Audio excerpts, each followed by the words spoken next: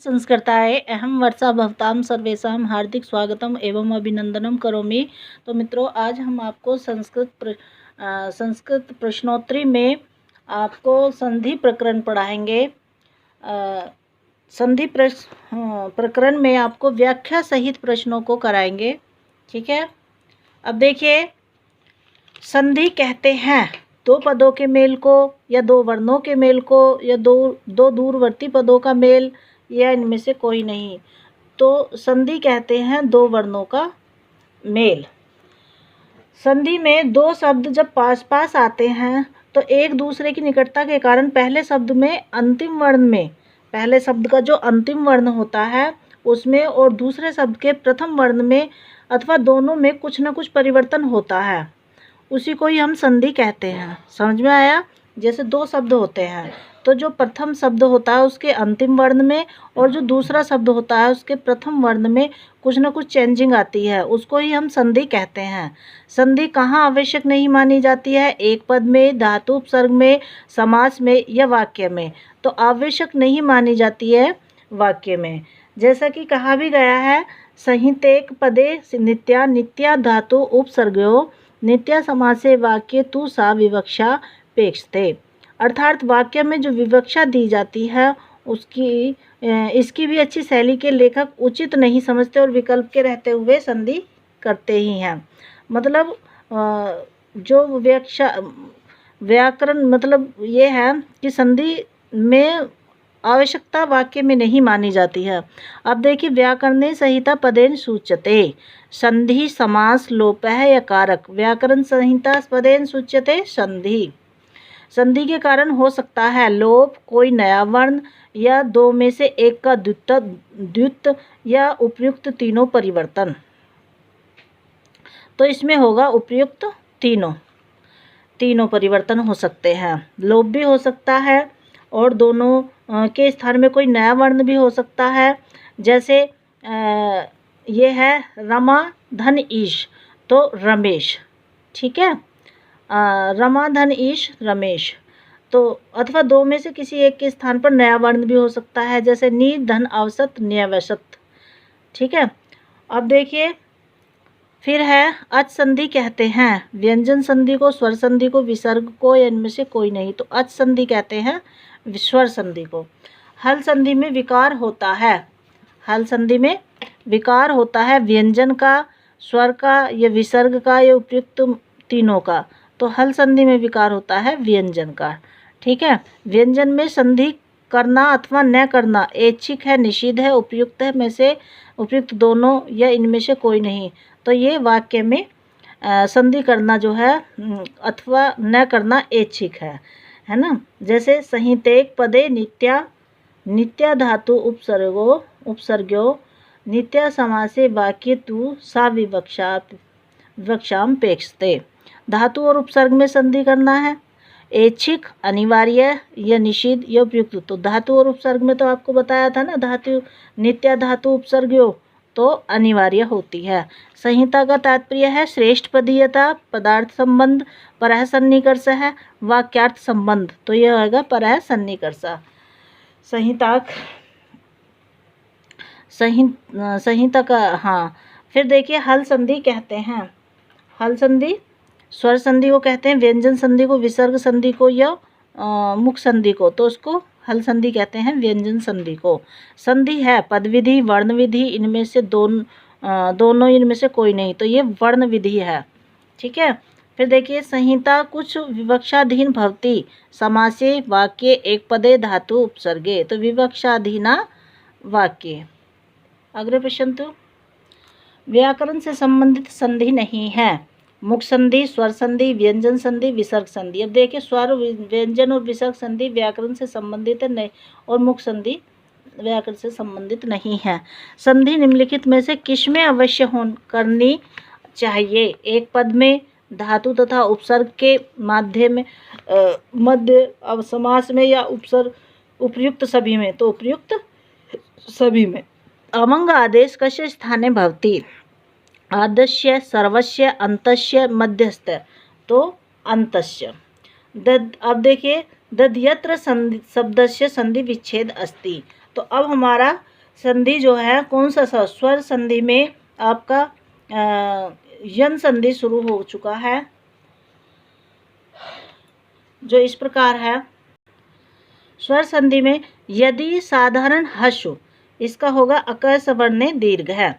अब हमारा यन संधि हमें क्या पढ़ना है, यन संधि। दीर्घ संधि बाद में पढ़ेंगे, अब हम पहले यन संधि में, यन संधि का जो सूत्र है वो है इको यंची। अब देखिए इसमें दध्यत्र शब्द संधि विच्छेद अस्ति, तो दध्यत्र, अब इसमें दध्यत्र, दधयत्र, दधियत्र या दध्यत्र, तो ये दध्यत्र है, तो यहाँ पर दधि अत्र बन जाएगा, ठीक है, क्योंकि ई और ई प्लस ए को मिला करके यह बनेगा, ठीक है। तो और या से पहले अर्ध व्यंजन होगा, ठीक है ना। तो इसमें दध्यत्र, दधि अत्र इत्यादि में संधि है, इत्यादि। तो यन संधि है कि दीर्घ है कि गुण है कि वृद्धि। अभी हमने आपको बताया था ई और आ मिल करके या बनाते हैं, और या से पहले जो है आधा व्यंजन होता है, तो उसे हम क्या बोलते हैं, यन संधि बोलते हैं। इत्यादि, इत्यादि इत्यत्र संधि वर्तते, गुण संधि, वृद्धि संधि, उपपद संधि, यन संधि। तो इति आदि, ई और आ मिलकर के इत्यादि हो जाएगा या यन संधि, ठीक है। ऋ जमा आकृति इत्यत्र संधि स्यात्। अब देखिए गुण संधि, दीर्घ संधि, यन संधि या पररूप संधि। तो अभी हमने बताया था आपको, ये होगा ऋ धन आकृति अर्थात लाकृति, लाकृति में यन संधि होगा। फिर है धात्रंशय अस्मिन् पदे संधि अस्ति, गुण संधि, वृद्धि संधि, यन संधि या दीर्घ संधि, तो ये भी यन संधि होगा। अब इसमें देखिए यन संधि में क्या है, धात्रंशय। धात्रंशय मतलब धात्र प्लस अंश है, धात्र प्लस अंश है धात्रंशय। अधोलिखितेषु यन संधेः रूपम विद्यते, प्रत्युपकार है, गंगोध है, मार्तंडेय, विद्यालय। तो यन संधि के लिए पूछा है, तो ये आएगा प्रत्युपकार है, ठीक है। फिर देखिए यन संधि होगी जब ए आ या ई या ई या ए और ए मिल करके बनेगा, या ई, तो यन संधि में ई और ए मिल करके यह बनेगा, ठीक है। फिर देखिए पितृधन आकृति का शुद्ध रूप होगा पितृ आकृति, पतिकृति, पित्राकृति या पित्राकृति, तो यह होगा पित्राकृति। मधुधन अरि इत्यस्य संधि पदम निर्णयम, मधुरी, मधारी, मध्वारी या मध्वरी, तो ये होगा मध्वरी। अगले प्रश्न, तो यन संधि का उदाहरण है विद्याधन आल्य विद्यालय, गंगाधन ओघ गंगोदय, गुरुधन आशय गुरुवादे आदेश है गुरुवादेश है, महाधन इंद्र महेंद्र। तो यन संधि का जो उदाहरण है गुरुधन आदेश है गुरुवादेश है, ठीक है।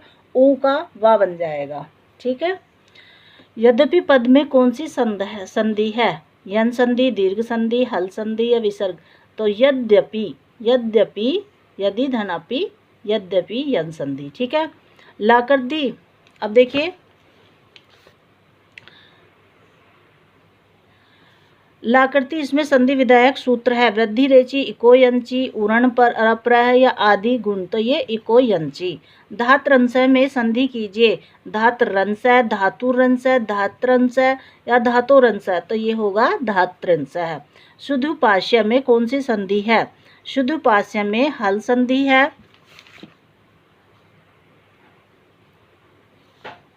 यस। देखिए इसमें शुद्धोपास्य में हल संधि है, विसर्ग या प्रकृति या अच संधि, तो इसमें अच संधि होगा, ठीक है। अब देखिए यन संधि कहाँ है, उपेंद्र है, नायक है, लाकृति रामायण है, तो ऋ धन आकृति लाकृति यन संधि में, ठीक है। फिर देखिए अधोलिखितेषु कह एकादेश है, यन पूर्व रूपण विसर्ग या इनमें से कोई नहीं, तो ये होगा यन। अधोलिखितेषु एकादेश है यन। आद्यंत्यम पद का संधि विच्छेद है, आदि अंतम, आदि अंतः, आदि अंतम या आद्यांतम, तो आद्यंतम में आदि प्लस अंतम, ठीक है। दध्यत्र में संधि है, यन संधि, गुण संधि, वृद्धि संधि या पूर्व रूप संधि, तो दध्यत्र में यन संधि है। पितृर्थ है का संधि विच्छेद है, पितृर्थ है का संधि विच्छेद होगा। पितृधन अर्थ है, पिताधन अर्थ है, पित्राधन अर्थ है, पितृधन अर्थ है, तो ये होगा पितृधन अर्थ है। अत्यधिक में संधि है, गुण संधि, वृद्धि संधि, यन संधि, हल संधि, तो ये यन संधि है। अन्व्यय शब्द का संधि विच्छेद है, अनुधन आय, अनुधन आय, अनुधन य, अनुधन आय, तो अनुधन आय, तो अन्व्यय। अनुधन आय में अन्व्यय, क्योंकि ऊ का वा हो जाता है, ठीक है, और वा मिलकर के वा में आ मिलकर के वा बन जाता है पूरा, तो या हो रह गया शेष, तो इसमें अन्व्यय हो गया। पठवत्र इत्यत्र संधि विच्छेद निर्णय। पठधन त्वत्र, पठधन तत्र, पठतु धन अत्र या पठत धन वत्र, तो ये आएगा पठतु धन अत्र, ठीक है। अगला प्रश्न, तो इंद्रियाण्यादो, इसमें इंद्रियान आदो, इंद्रियानी आदो या इंद्रियान्या यादो या इंद्रिय है इन्हीं यादो, तो इंद्रियानी आदो, ठीक है। अब देखिए इति आद्य, इति आद्य में इति आद्य है, इति आद्य है, इत्याद्य है, या तो इति आद्य का आ जाएगा इत्याद्य है। गुरु आदेश में संधि होने पर बनेगा गुरुदेश है, गुरादेश है, गुरुवादेश है, गुरोदेश है, तो ये बनेगा गुरुवादेश। किस उदाहरण में यन संधि है, तो किस उदाहरण में यन संधि है, तो उपेंद्र है, नायक है, विद्यालय या धात्रंश है।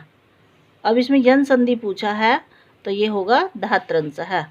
साधु धन इति में संधि होने पर बनता है साधो इति, साध्विति, साधु इति या साधुरीति, तो ये होगा साध्विति, ठीक है।